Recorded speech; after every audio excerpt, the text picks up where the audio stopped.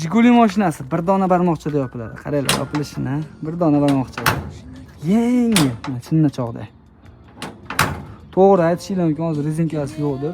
Rezinkasini qo'ysak ham xuddi shunday yopiladi. Nimaga? Qaranglar mashina tekis turishini, silliq turishini sababi har bitta yaroqsiz detalning o'rniga yangi detallarni qo'ydik, faqat tomidan tashqari mana. 4 ta krilo, 2 ta oldingi kapot, hammasi bez shpaylovka bo'ladi inshaalloh. Shunchaki ish qilib tursa qo'linsa bo'ldi.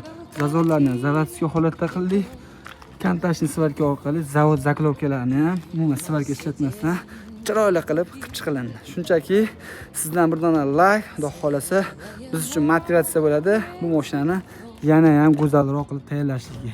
Hozir bitta ishqimiz gruntovkasini sepamiz.